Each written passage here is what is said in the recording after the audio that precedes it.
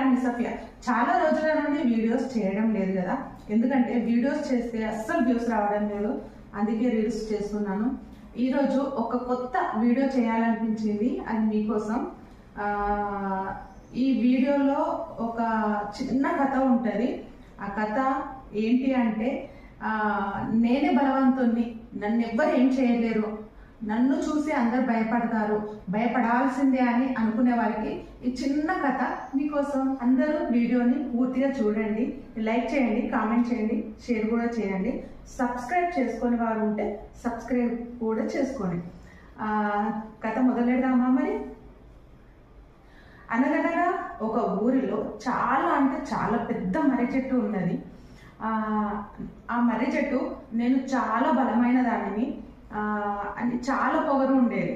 నేను చాలా మందికి నీడనిస్తాను, ఎవరు నన్ను ఏం చేయలేరు, ఎంత పెద్ద విపత్తు వచ్చినా నన్ను ఏం చేయలేదు, నన్ను ఎంత పెద్ద ప్రాబ్లం వచ్చినా కానీ నన్ను నేను కాపాడుకోగలను అని చాలా ఓవర్ కాన్ఫిడెన్స్లో ఉండేది. అయితే ఒకరోజు ఎవరైనా నా మీదే ఆధారపడతారు, పడాల్సిందే అని గర్వంగా మాట్లాడేది. ఒకరోజు తన చుట్టూ ఉన్న గడ్డి పరకలను చూస్తూ ఎప్పుడు హేళన చేస్తూ ఉండేది.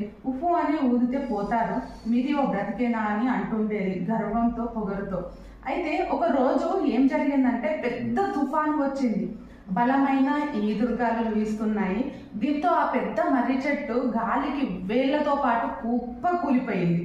గాలిని తట్టుకోవడానికి తన బలమంతా ఉపయోగించి అడ్డుకుంది, కానీ చెట్టు వేళ్లతో సహా కింద పడిపోయింది. అయితే అక్కడ ఉన్న గడ్డి మొక్కలు, చిన్న చిన్న చెట్లు మాత్రం గాలికి ఊగి గాలి తగ్గగానే మళ్ళీ ఎప్పటిలాగా లేచి నిలబడుతున్నాయి. దీంతో అక్కడే ఉన్న కొన్ని తేనెటీగలు ఇలా గుసగుసలాడుతున్నాయి. ఏమని అంటే, మర్రి చెట్టు ఎప్పుడు తానే బలమైన దానిని అని విర్రవీగేది, ఇప్పుడు చూడు ఎంత పెద్దదైనా బలమైనదైనా ఏది శాశ్వతం కాదు అనే విషయాన్ని మర్రి చెట్టు గుర్తించలేదు అంటూ మాట్లాడుకుంటున్నాయి. నీతి ఏంటంటే, ఇందులో మనలో కూడా చాలా మంది ఇలాగ తమ బలాన్ని, అధికారాన్ని, డబ్బును చూసుకొని మురిసిపోతూ ఉంటారు. అక్కడితో ఆగకుండా పక్క వారిలో కూడా చులకన చేసి మాట్లాడుతూ ఉంటారు.